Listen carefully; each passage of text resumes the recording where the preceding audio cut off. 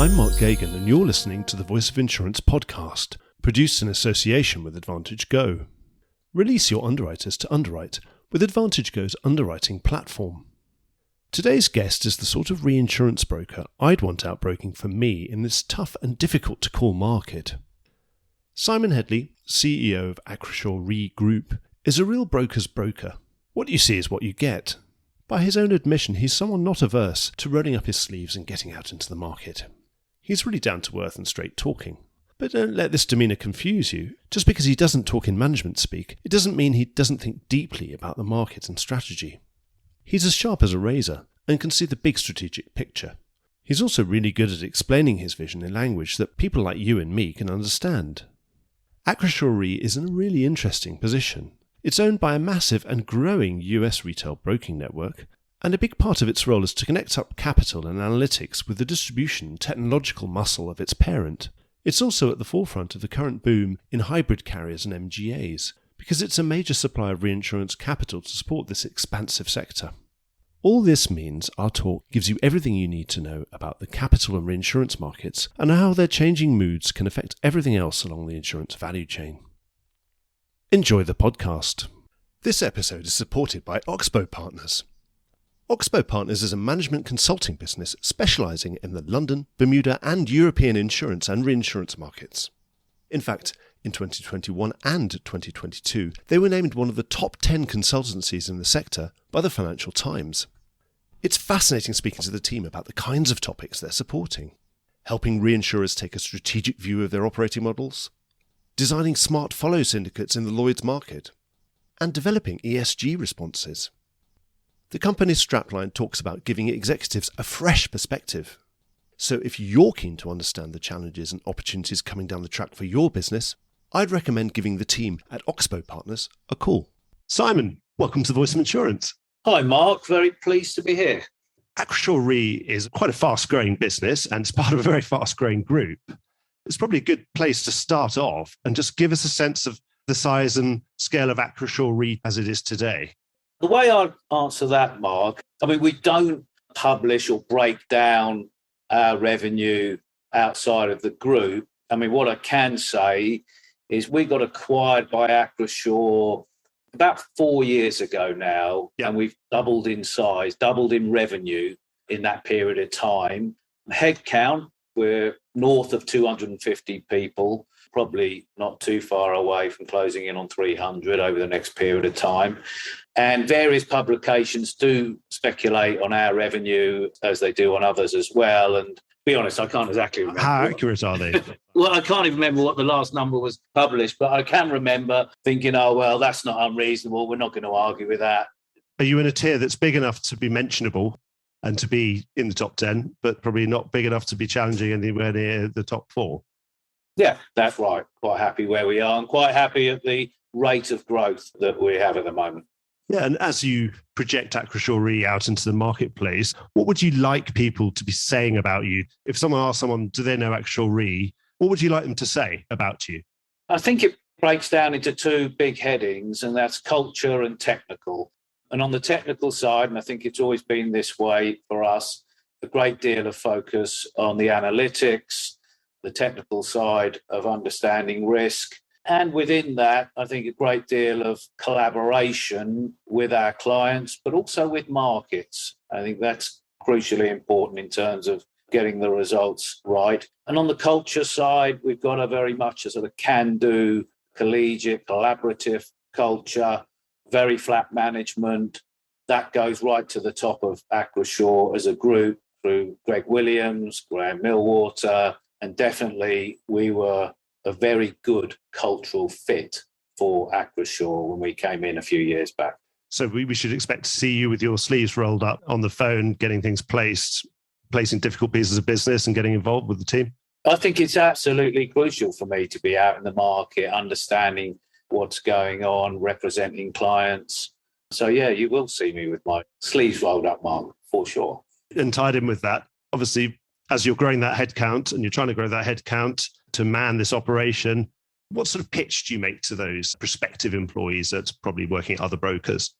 We've quietly gone about our business in terms of adding talent over the last few years. And generally the conversation with the senior hires that we've made and through the organisation is that you get a voice.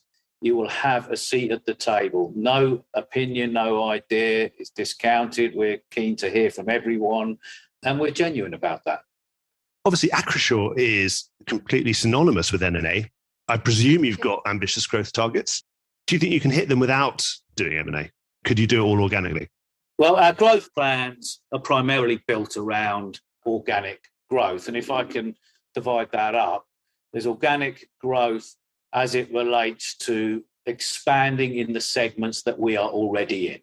And there's organic growth in terms of starting new businesses that are relevant to what we're doing, leverage our operating platform. Recent examples of new businesses that we've started. A few years back now, we started Acrisure London Wholesale under John Sutton. More recently, Acrisure Re Capital Solutions, RCAS, which is under Ben Kanagaratnam, which is a capital advisory and legacy business, again, off to a very strong start. And most recently, Acrisure International FAC under Gassan Masseur, based in London, but with a focus on international FAC. So a great deal of growth opportunity just within all those areas, huge amount of runway ahead of us. And then the other side of growth is coming from synergies with our vast retail platform. I mean, obviously, your group knows how to buy things. It knows how to value other brokers and knows how to finance those.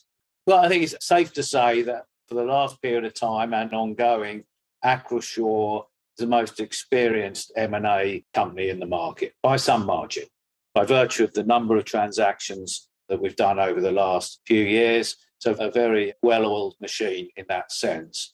And we're very aware of the opportunity set as it relates to the reinsurance broker world. And if opportunities present themselves, Mark, we're definitely going to have a look. Whether we get our heads around price and cultural fit, we have to see, but we're definitely going to take a look. I mean, see, something pretty big's happened. Perhaps the problem in the reinsurance broking world is not like the retail world where you can consolidate hundreds and hundreds of regional players into a national network. Obviously, in reinsurance, those opportunities come up few and far between, but we've had a coming together very recently. Is that the game over in terms of consolidation in reinsurance broking? And does that make your own plan more difficult to execute now that we've got a fourth challenger emerging? I don't think so. And the reason I think that is really twofold. One goes back to the earlier question. We've got so much opportunity in terms of how we define organic. If we doubled in size revenue-wise over the last 3 or 4 years, we were on track to do that again over the next few years. Again, so I'm quite happy with trajectory there. And on the recent Howden Tiger coming together, in many ways, the world order hasn't really changed that much overnight, if you will. I will say in the US, before the transaction, we competed against Tiger. After the transaction, we compete against Howden Tiger. Look reasonably similar looking at this point, given Howden were only just getting moving in the US from a reinsurance broking standpoint. A little bit more going on in London, but again, I would say both those businesses were still fairly young and growing. So on the big scheme of things, I just don't see the world order altering that much. Look, over time, we'll see, but we've got our own path to develop over that period of time as well. Yeah, and obviously we've had a huge amount of disruption in reinsurance broking, which started with the Aon Willis takeover attempt in the last couple of years. So everything's really been shaken up. And obviously that sort of fired the starting pistol on a lot of challengers pouring quite a substantial investment into their reinsurance broking arms to say, well, this is an opportunity to pick up some of that dislodged talent, potentially dislodged or just like disheartened or disquieted talent. Do you think there's still room for all those challenges, or do you think that we're going to start seeing a bit of a thinning out of that market? I do see there's room for the competition. And if you look at it from the client's perspective, the actual number of reinsurance brokers is still not that great.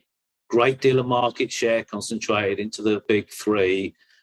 Good, healthy competition makes for good service, makes for great innovation, and it has some effect on pricing power and distribution power. And I think all those three things are very important to clients. And the more competition, quite frankly, the better than exists right now. And if you think about the price or the Tiger traded for, I think that was a big validation of the brokers in that kind of bracket, challengers, if you want to describe them that way. So I think that's a good indication that the market does actually need these brokers to grow into the space available.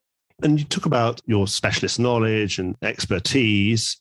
Do you aspire to be a generalist, or do you think you need to stay in particular classes and geographies where everyone can know that you're strong in particular areas? Or would you like to try and compete with the big three almost across the board and say anything they can do, we can do too? Or is it not as simple as that? Well, I just don't even think about it in that sense. But absolutely, I think about, can we compete in the segments that we are in?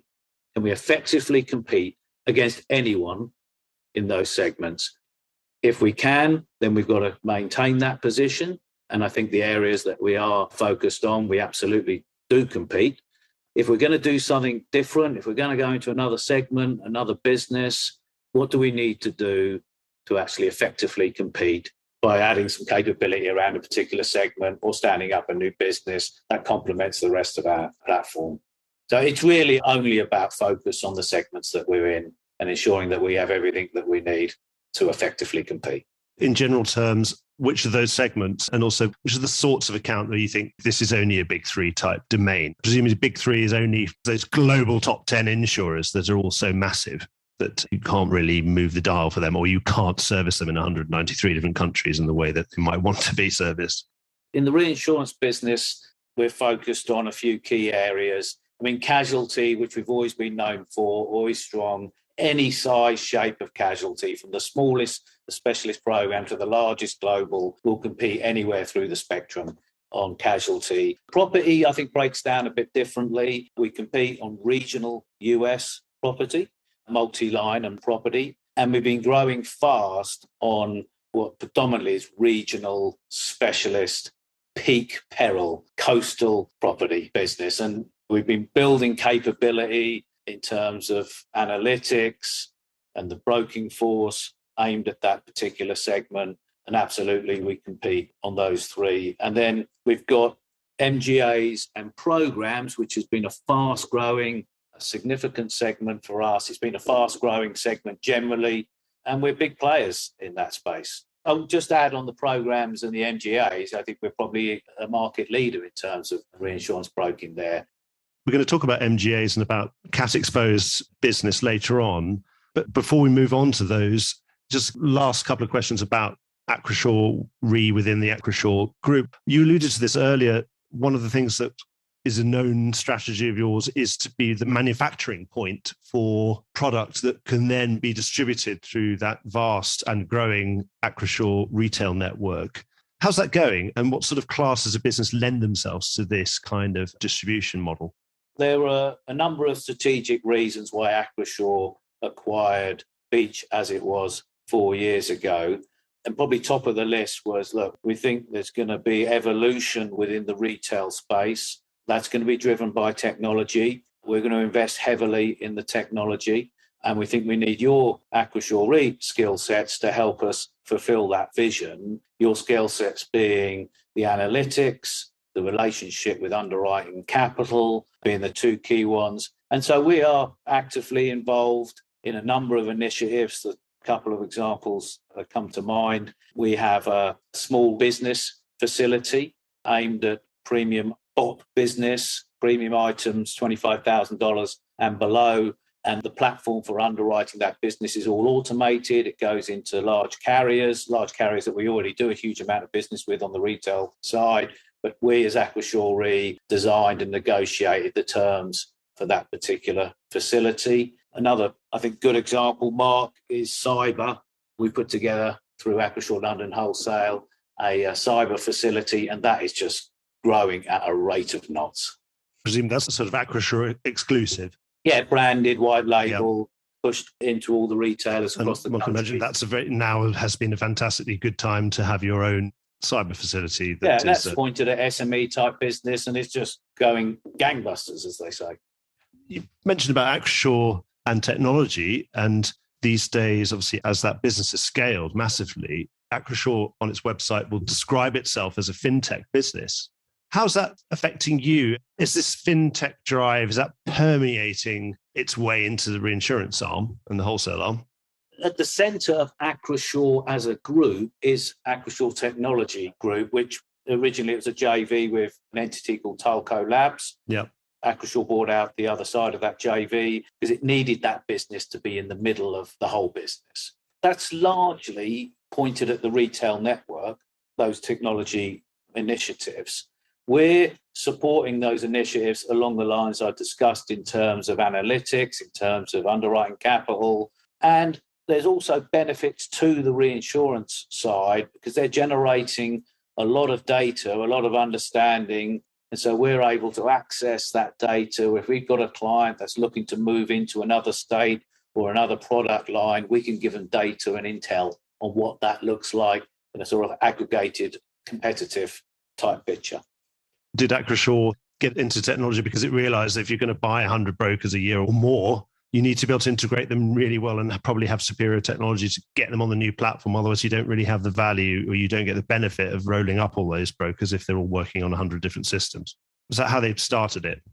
Technology was always part of the vision. Yeah. We're buying healthy retail businesses, good margins, good growth built into those businesses, and then behind the scenes, availing them of product and information to power those businesses on further. We're not rebranding them. We're not ripping out the existing processes that they had in place before we acquired them. We're leaving in situ all those things that made them a successful business in the first place and supporting them to carry on being a successful business using technology to lift those businesses even further up.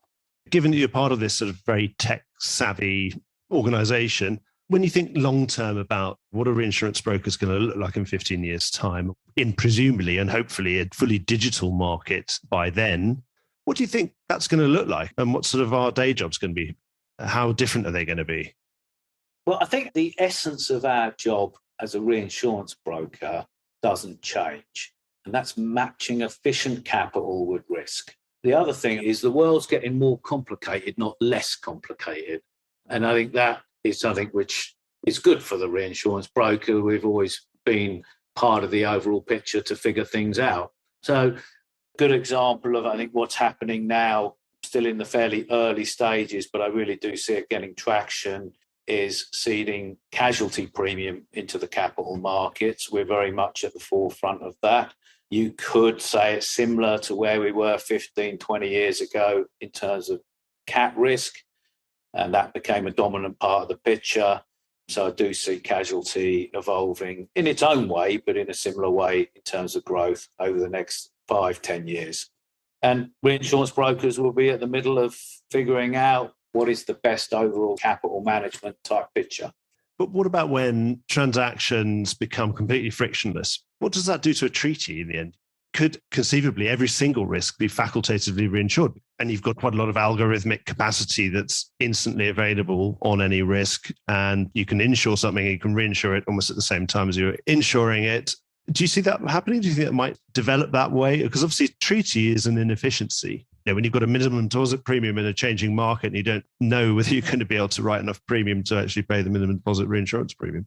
I think treaties are pretty efficient mechanism, actually. You know, you can bundle up hundreds of millions of dollars of risk in relatively short order and move it around wholesale markets fairly efficiently.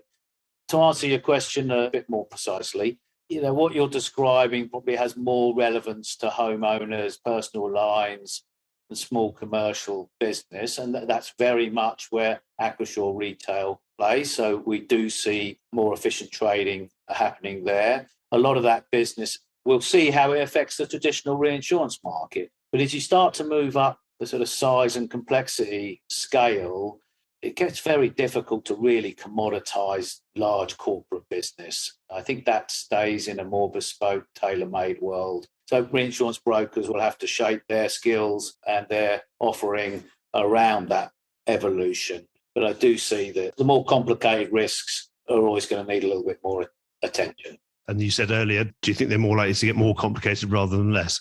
Well, the world's getting more complicated. So the need for reinsurance brokers and other stakeholders to sort of all try and figure these things out become more, not less. You mentioned before about MGA's programs being a big part of your business and where you think you're one of the market leaders.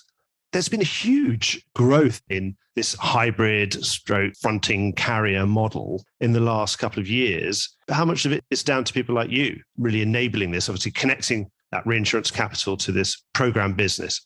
We're responding to an opportunity and a need, if you will. So you're right. The fronts, hybrid fronts, however you want to describe the cohort, has grown significantly over Absolutely. the last 5 years or so. Last count, we track all these things, as you can imagine. There's probably at least 20 companies who are somewhat in that category to different degrees.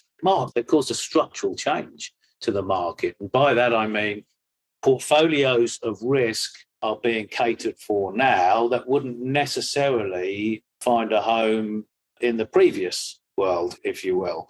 Why is that? The vast majority of the risk is reinsured, obviously. The service they're providing is the upfront issuing carrier and everything that goes with that. But there's appetite from the reinsurance community to access portfolios of risk which aren't necessarily easily accessed absent the fronts. So is it supply-led rather than demand-led? Well, it's both. We've got both dynamics in operation here. You've got demand coming from the broad reinsurance market, and you've got a great deal of supply caused by, again, structural shifts in the overall insurance market, with talent moving around, moving into MGAs and the program world, and bringing a lot more sophistication, a lot more analytics to those businesses. I mean, a lot of them look like insurance companies just without the balance sheet, but all other facets look like a well-run insurance entity. Why do you think that's happened now? Potentially could have happened any time in the last 20 years. But what is it? What broke it and sort of made this secular change, this structural change? Is it cyclical? Will it recede? Or is it one of these things that, okay, it grows and recedes, but over a long period, the trend is definitely going to be up? Like everything, or like most things, there's a cyclical nature to things, but the trend line, I think, is pretty well established. This has affected the London market as well as the US, of course. And maybe part of that is it's more difficult now in London or in Lloyd's to start up a new syndicate, and it's just been more efficient to do it in an MGA type structure. I think that might be playing a role, certainly in London. In the US, I think it's evolution as much as anything, and the opportunity for a lot of very good talent to operate in a much more entrepreneurial way is attractive. And do you think, I suppose, technology, has that played a factor in this explosion in technology? Of course, that has played a factor. And if you look at the numbers in terms of investment on the insurtechs over the last 10 years, it's astronomical. Billions and billions of dollars. So that is playing a part as well. It's not the whole story. A lot of these businesses that we're sort of generally talking about here are not insurtech, they're more traditional type businesses. But the insurtech is part of it. The fronts play a role in the insurtech world. Not all of that investment is going to produce a return, of course, but if a decent percentage of that investment produces a return, it's going to make a difference. That's really, really interesting. So I presume it's down on your list of great expectations as the boss to say, right, this is going to be something that's going to be in a secular growth trend for the next many years, and you want to play your part in that. You're going to be looking to that to be providing quite a lot of your growth. Mark, when we first set up in the US around 12, 13 years ago, we were squarely focused on the treaty market. I said, well, let's also have a focus on the MGA and program space, because I think those two things over time, they kind of operate slightly differently from a cycle standpoint. Mm-hmm. Everything's going along. Competition is generally operating as normal. Everyone's got an appetite to grow. So the program space with the traditional program carriers, that does well in that environment. And over that period as well, you tend to get cedents on the traditional treaty side, thinking about taking bigger nets or reorganizing their treaty arrangements in terms of structure. So the MGA program space adds a bit of counterbalance growth-wise to the treaty over that period of the cycle. Of course, when things tighten up from a capital standpoint, capacity standpoint, in a segment or in a particular territory, the MGAs and the programs tend to reduce in size first because the carrier is repatriating capital to its own core businesses. And then that leads to the treaties growing, whatever's going on. Typically something's happened. So carriers are looking to buy more reinsurance, not less. So that adds, when those periods, which are fairly infrequent, happen, it tends to favour the strong growth in the treaty side while the MGA and the programmes contract. That hasn't really happened in recent times for the reasons that we've touched on in this discussion. So those structural changes have really led to a boom market in programs and MGAs. So it's been great for both sides of your business. It's been very good, yeah. So you design it as something that's counter-cyclical and one will counterbalance the other. And now they're both growing when you thought one would grow when the other wasn't doing so well and the other would grow vice versa. Something else, one of these other massive secular trends that no one could really disagree with, whether or not ever side of the political spectrum they are, whether or not they like it either, it would be this transition to net zero and ESG that's all going hand in hand. And whether that's a 2030 target, a 2040 target, or a 2050 target, I think everyone would agree that the secular trend is that carbon emissions are going to go to zero or near zero equivalent, which possibly can at some point in this century. Obviously, that would look like an interesting opportunity or a threat to someone in your position. How are you going about that, making the most of that opportunity or challenge? Do you mind if I answer it in a different way? Because I no, don't mind at all. ESG covers such a huge amount of different things, and a lot's been going on here in the US and globally on the social side of things. The example I'll give, which I'm really passionate about, is what's going on at Acrisure, is that we formed a joint venture called Evolution Advisors to focus on underserved, minority, diverse communities that have difficulty accessing critical financial products, insurance being one of them. And Acrisure's JV is with some high-profile people here in the US. I'm not sure everyone's going to know the names. They certainly will in the US. In particular, Russell Wilson, who is a Super Bowl winning quarterback now with the Denver Broncos. He's part of the JV, and his wife, Kiara, who I believe is a prominent singer. And we as Acrisure Re are working with Evolution Advisors in terms of bringing underwriting capacity to these underserved communities. So I think that's an important part of the overall ESG picture. Of course, a great deal has gone on over the last few years, and pleased that we're actually, if you will, executing on some things right now. Okay, well, I suppose we should talk about the market, because it's a very, very interesting market. I mean, now these mid-year renewals are much more visible. What's happening? Well, I don't think this is exactly the right analogy, but it's the tale of two cities. Is it TAIL rather than TALE? Well, it's to do with property and casualty. Yeah. And it is segmented, so it's not all casualty and it's not all property. But on the property side, peak peril, secondary peril exposures, particularly in the US, Australia most recently, as well as there a 7-1 renewal or substantially a 7-1 or a certain amount of 7-1. It's in a proper hard market. It's an appetite issue, not really a capital issue. Yep. There's just very, very little appetite for low attaching quota share and quota share type exposures from the vast majority of the reinsurance market. So us as brokers, persistence, creativity, really, really deeply understanding the marketplace of who's doing what is more important than ever.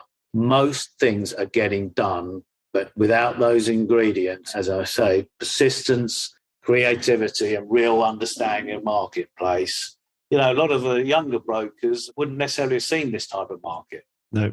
All these hard markets are always different, aren't they? Because easy to understand hard markets are when there isn't the capacity there anymore because it got wiped out and it's busy being replenished, but it takes time. And that seems to have got faster these days. But there is a lack of appetite from reinsurers. Can you stimulate that appetite by increasing price?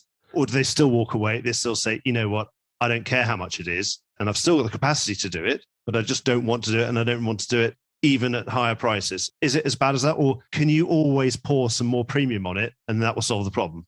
I'm not sure that will solve it for absolutely everyone. Is it the attachment point then? You say, well, actually, sorry, guys, the cedent, you have to be able to finance that portion of the risk yourself. And then you're going to have to increase your attachment point. Real terms, they work themselves down over a period of time. Yeah. And now they've got to work themselves up again. And that's bumpy. So attachment points is definitely a factor. And the reinsurance market, it's largely moved as a block in terms of appetite. But within that, there are those who are very much at the scale of, look, I'm just not going to write at that level. Doesn't really matter about price. I'm trying to reduce or whatever. I'm trying to manage my own situation. Everyone's got some nuances around this. And there are others who, see a bit more of an opportunity. So you can always get things done as long as you know the appetites and you know who doesn't mind being a bit further down and more dollar swapping or more down and dirty, as we used to say. And others who don't want to get their hands dirty, but will write the very top layer for you, something far more remote. Yeah. So it's down to you just doing your old traditional broking and structuring things the right way to get them done. You touched on it earlier there. I mean, this hard market has its own characteristics and it's a real appetite issue. On the back of 4 or 5 really tough years, absolutely understand where we're coming from. But all hard markets rhyme with each other and they have similar characteristics in that sense. And so we have to do our job in this environment. And from our perspective, we're very much involved in this particular segment of the market. We are finding a way to get things done. And in the hardest markets past, that reinsurance broker's job, and particularly one so close to capital markets, has traditionally also been to form new capital, to help form new capital, if that is what is required. We haven't necessarily seen that this time, but is that something that if this needle gets pushed further to make distressed buyers of reinsurance, do you think that's something we might see or that you might want to get involved in the way that, in the 2001s, the 2005s, that reinsurance brokers certainly got involved in capital formation to say, well, our client's got a problem. In fact, the current market can't solve this problem, so I have to go and help create some new carriers to help solve that problem. We're not at that stage yet, are we? Well, a couple of sides to that. I mean, through our capital advisory business, which is very much works hand in hand with the reinsurance broking activities within Acrisure Re, we are supporting, helping our clients and their capital situation, as I said, with the capital advisory side, working in conjunction with the reinsurance side. I think you're really alluding to the formation of reinsurance entities. Yeah, but presumably that's just, we're in a different world now. I suppose we don't really need to because we have so many other avenues down which you can go. I mean, with that ILS or various forms of alternative capital. Well, when I say entities, I mean ILS, balance sheets, yeah, the whole kind of spectrum there. And of course, part of the reason we are where we are right now on critical cat is the ILS and the investors in those funds is pretty fatigued from the activity over the last 5 years. Now, let's see where we are come the Q4 this year. All I mean by that is let's get through this wind season and see what happens. But if we get through this wind season and it's a fairly benign one, the confidence starts to come back into the veins, generally speaking. And then if we have an extreme situation, then at that point, the conversation about opportunity becomes more relevant again.